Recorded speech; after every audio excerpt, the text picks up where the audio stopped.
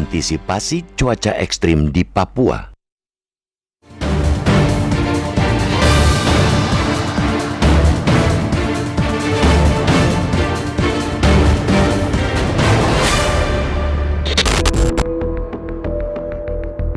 Cuaca kian ekstrim, namun kondisi itu juga tidak terjadi tiba-tiba.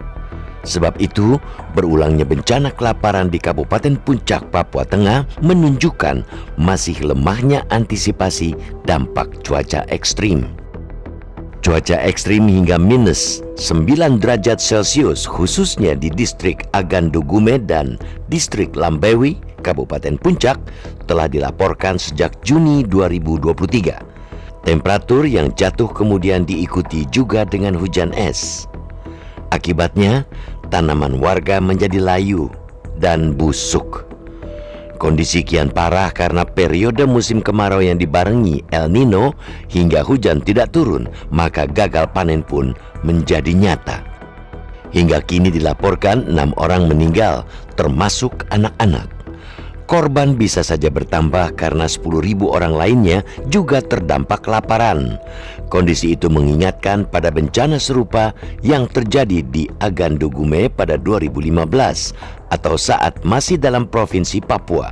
Pada Juli tahun itu pula, hujan es dan kelaparan juga melanda wilayah-wilayah tetangganya yang juga berada di ketinggian lebih dari 2.000 mdpl.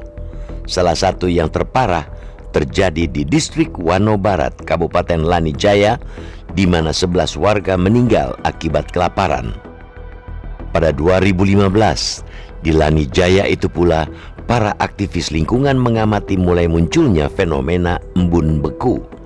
Fenomena ini muncul lagi pada 2019 dan sejak itu muncul terus tiap tahun dan menyebabkan gagal panen. Berdasarkan catatan BMKG, hujan salju terjadi juga di Papua Tengah pada 2019. Semua kondisi yang mengarahkan sama, yakni kemarau dan El Nino. Paduan kondisi itu menyebabkan perbedaan suhu yang sangat besar antara siang hari dan menjadi sangat dingin di dini hari. Maka, ketika pada Maret lalu BMKG memberikan peringatan terjadinya El Nino di Indonesia, antisipasi dampak cuaca ekstrim semestinya dilakukan sangat serius oleh pemerintah pusat maupun pemerintah daerah atau Pemda. Kita memang tidak menutup mata akan medan yang sulit di Pulau Papua, ditambah lagi sejumlah wilayah paling terdampak cuaca ekstrim itu juga menjadi lintasan kelompok kriminal bersenjata atau KKB. Masalah keamanan ini pun diakui Presiden Joko Widodo menyebabkan pilot tidak berani mendarat sehingga penyaluran bantuan terkendala.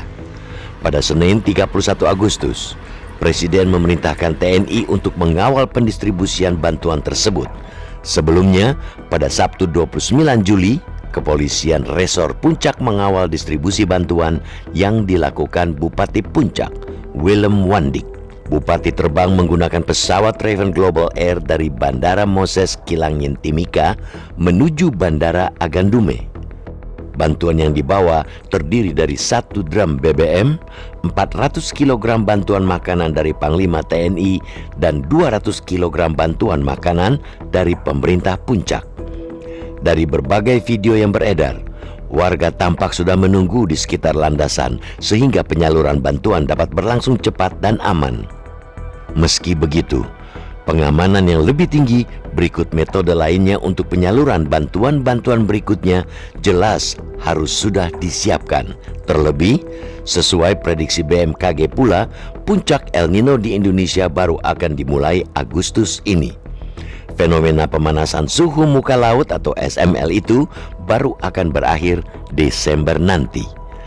Pengawalan keamanan jelas menjadi faktor penting agar proses distribusi bantuan tepat sasaran, tidak disusupi atau menjadi target sasaran penyerangan KKB. Lebih jauh lagi, pemerintah pusat harus bekerja lebih erat dengan pemerintah provinsi-provinsi yang memang masih berusia muda ini untuk menghasilkan sistem ketahanan pangan yang lebih baik, termasuk tahan cuaca ekstrim. Pembuatan lumbung yang diusulkan sejumlah peneliti sejak beberapa waktu lalu perlu dikaji serius oleh pemerintah. Sistem lumbung yang merupakan warisan nenek moyang bukan saja dapat menjadi tumpuan di saat kemarau, melainkan juga ikut menyokong kelestarian pangan lokal.